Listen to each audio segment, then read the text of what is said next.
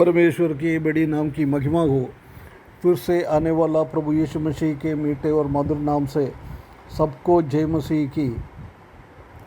आज सुबह फिर एक बार और एक प्रभात मनन में परमेश्वर के वचन के साथ थोड़ी टाइम मनन करने के लिए परमेश्वर ने एक और अवसर हमारे जीवन में दिया है, इसलिए परमेश्वर को बहुत बहुत धन्यवाद देता हूँ। पिछले 435 एपिसोड में उत्पत्ति की किताब पहले अध्याय से लेकर 50 अध्याय तक और निर्गमन की पहला अध्याय से लेकर 9 अध्याय तक कुछ बातें मनन करने के लिए परमेश्वर ने सहायता किया, इसलिए परमेश्वर को धन्यवाद देता हूँ। हम ये 10वीं अध्याय में वो बाधाएं, परमेश्वर का प्रकोप आगे बढ़ते जा रहा है, उसी का वर्णन हम देख सकता है। 8 से लेकर 10वीं अध्याय तक परमेश्वर ये कहना चाहता है कि आई एम गॉड एलोन, मैं अकेला हूँ परमेश्वर, मेरे अलावा कोई यहोवा नहीं है, कोई परमेश्वर है नहीं, वो दर्शाता है। इस 10वीं अध्याय में 2 बाधाओं को हम देख सकता है। हम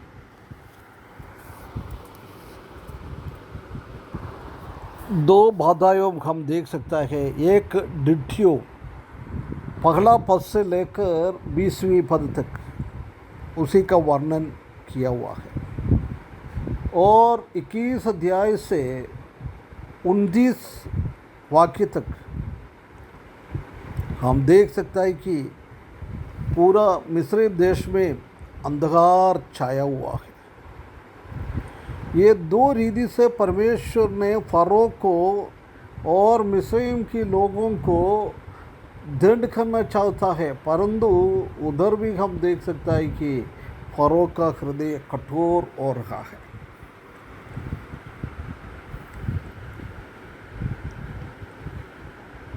इसमें पहला तकलीफ के द्वारा परमेश्वर ने उनका हर एक चीज़ों को सत्यानाश कर दिया है। उसके बाद इस दुनिया में मिस्र देश में अंधकार फैला दिया है।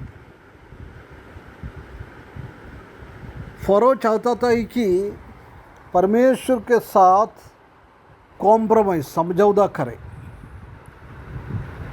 परंतु यदि परमेश्वर यही नहीं चाहता है कि दुष्ट लोगों के साथ, दुष्ट के साथ कभी भी समझौता ना करें। हम भी इसमें से सीखना है, हम भी ऐसी ना करें। इधर का भी एक बाधाएं, ये क्लेश आखिरी टाइम में होने वाला तकलीफ को दर्शाता है। इस अध्याय से परमेश्वर ने हमको 7 बातें सिखा रहा है। पहला हम देख सकते हैं कि परमेश्वर हर एक विश्वासियों को बताता है कि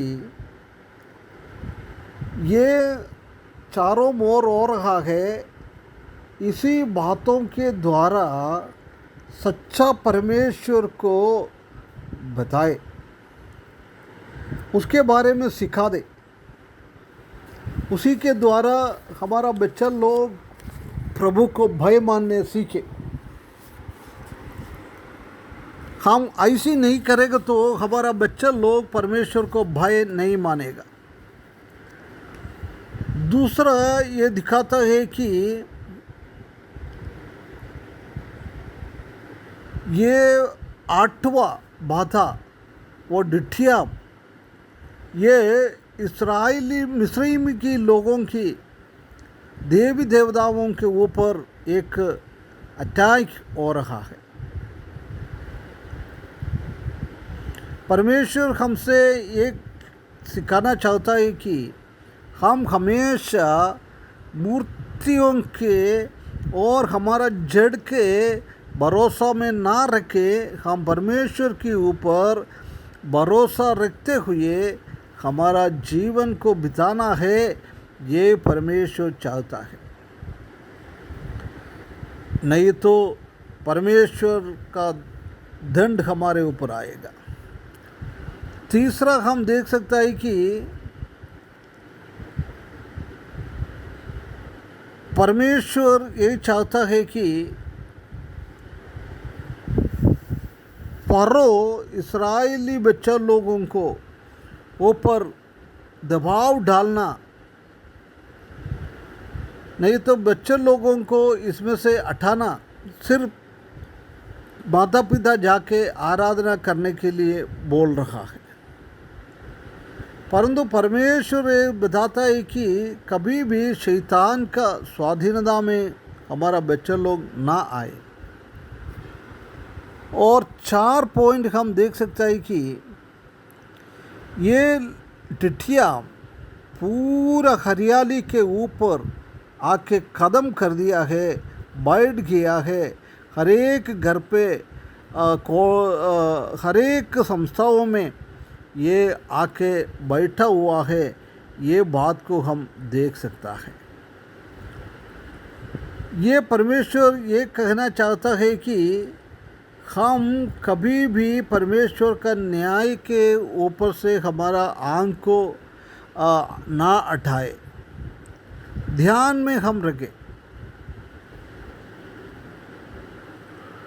विश्वासी लोगों को परमेश्वर ने कभी भी एक प्रीफास नहीं दिया है कि हम पाप भी नहीं।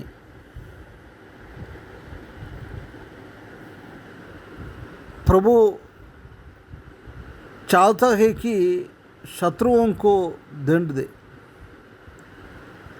5वां पॉइंट हम देख सकते हैं कि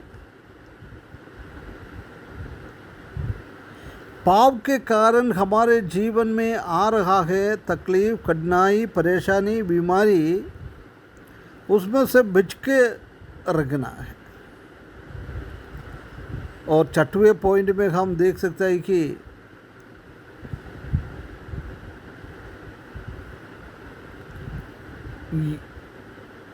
ये 9वीं बाधा अंधकार,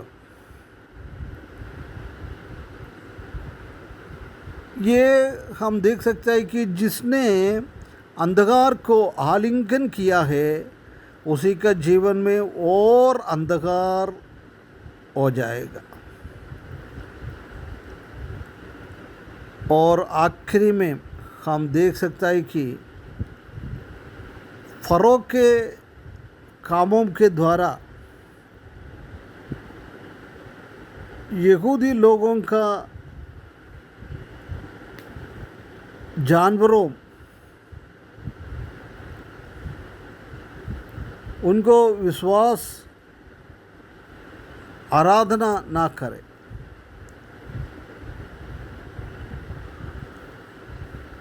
इसी से हम ये समझ सकता है कि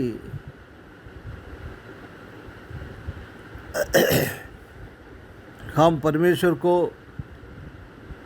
परिवार के साथ आराधना करें, परमेश्वर का महिमा को हम देखें, उसी के साथ कॉम्प्रोमाइज़ ना करें।